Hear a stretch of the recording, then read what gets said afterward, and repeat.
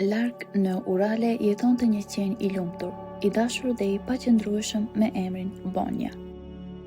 Ajo i donte fëmijët edhe tunte bishtin me gëzim sapo shihte njerëz, por një ditë gjithçka ndryshoi.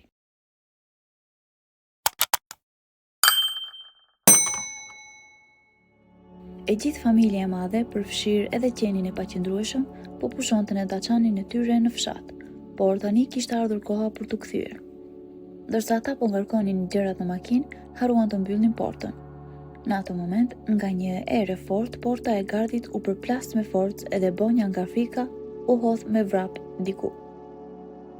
Ata nuk e pritën dhe ashtu si shumë njerëz të tjerë, thjesht u larguan, duke e lënë qenin diku në dimrin e acartë. Qeni u kthye në shtëpi një orë më vonë dhe nuk gjeti pronarët e saj. Ajo vrapoi rrotull, por nuk gjeti askënd. Një familje pianecësh jetonte aty pranë. Ata vunë re një qen të humbur edhe vendosën ta merrnin me vete. Duke i hedhur një litar rreth qafës, e tërhoqën zvarr drejt shtëpisë. Atje e lidhen me një zinxhir të shkurtër pa një kasolle dhe pa asnjë shtresë për të fjetur. Qeni gërhiste dhe sulmonte me tërbim sa herë që dikush bënte ndonjë lëvizje. Lehja e saj i shqetësonte dhe çdo gjë që u vinte në dorë i ia hidhnin Bonjas. Kur lodheshin prej saj, e ngacmonin për një kohë të gjatë me ushqim, duke ja vendosur tasin larg, në mënyrë që ajo të mos mund të arrinte për shkak të zinxhirit të saj të shkurtër. Në fillim ajo u përpoq të aratisej me të gjitha forcat, por hallkat e zinxhirit i priteshin thellë në qafë edhe më në fund u dorëzua. Në një nga këto ditë të dhimbshme, pronari vendosi të praktikonte gjuajtjen me shigjeta mbi të. Ai dështoi shumë herë, por kishte edhe raste kur e qëllonte. Bonja vuante dhimbje të forta, por sapo ai afrohej për të mbledhur shigjetat, qeni i hidhej sipër dhe e kafshonte me dhëmbët e saj të mprehtë. Ajo u bë e turbuar, e grisi zinxhirin dhe sulmoi burrin. Ai gjeti një tull dhe nisi të mbrohej.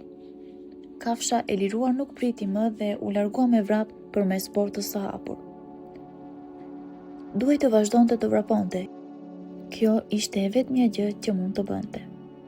Pas disa kafshatave në një kazan mbeturinash të qytetit, ajo doli në autostradë edhe tani e gjithë rruga e saj prej 100 kilometrash përbëhej vetëm nga një shirit i gjatë asfalti.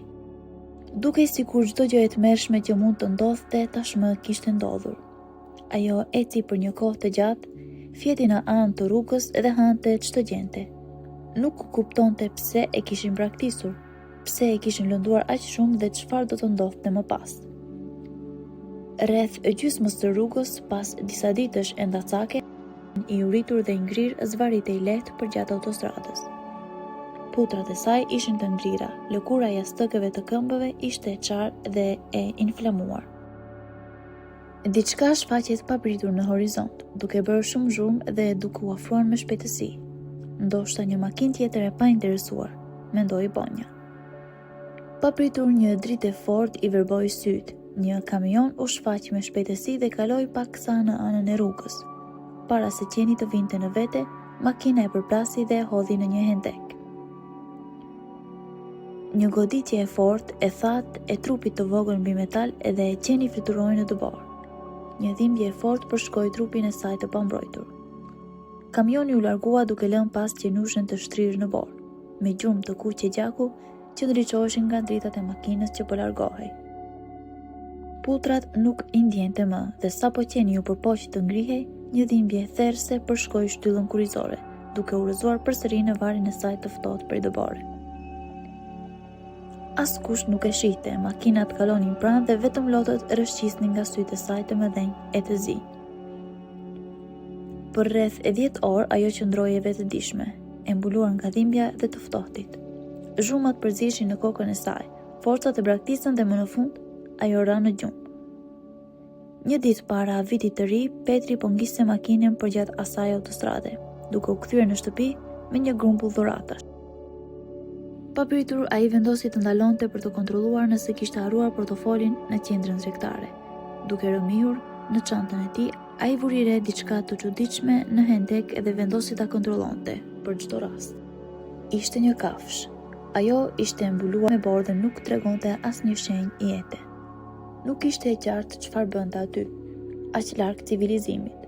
Në minutën tjetër ai pa gjak dhe kuptoi se kafsha ishte goditur nga një makinë. E kontrolloi me kujdes.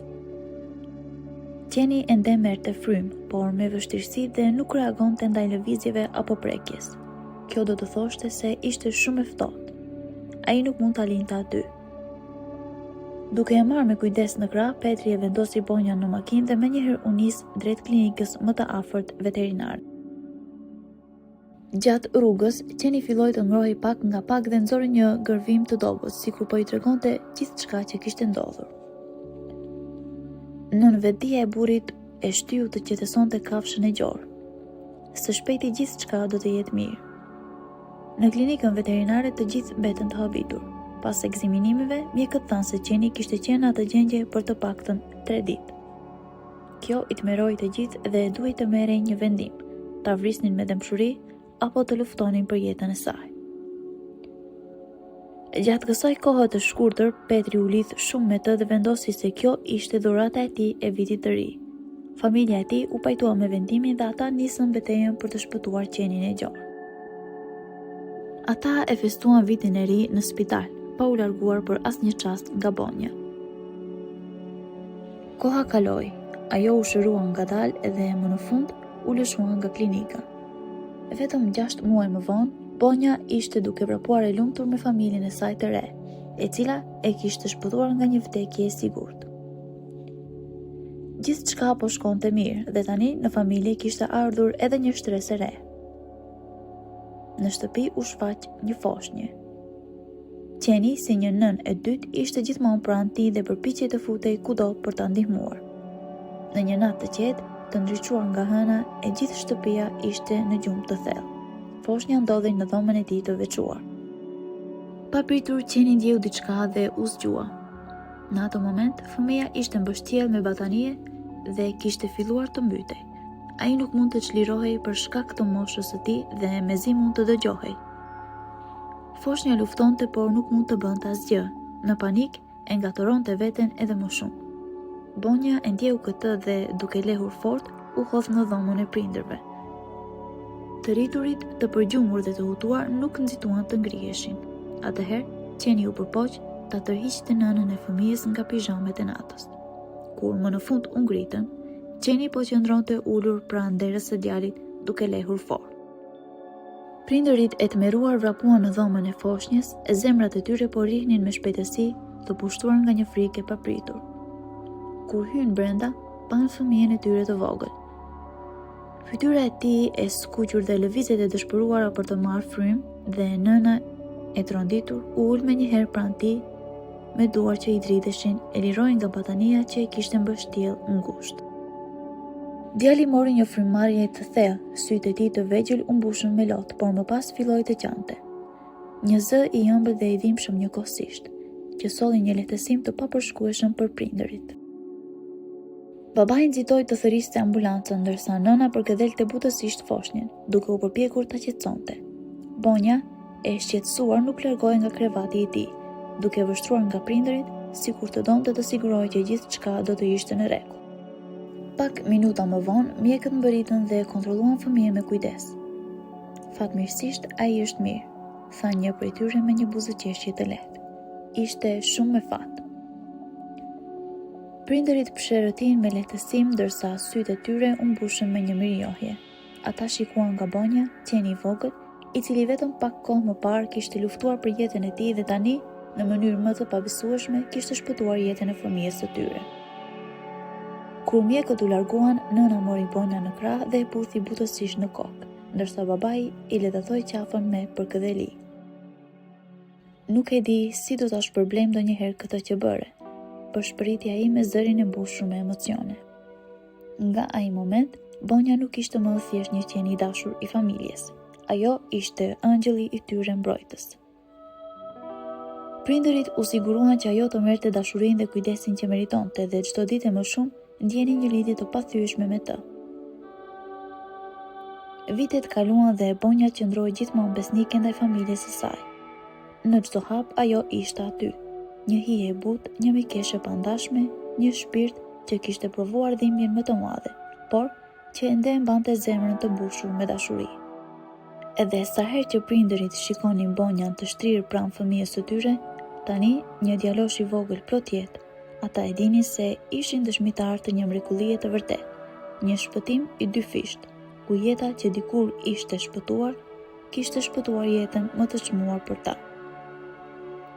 Në sytë e tyre bonja nuk ishte thjesht një qen, ajo ishte shpresa, dashuria dhe mrekullia që kishte ndryshuar përgjithmonë jetën e tyre.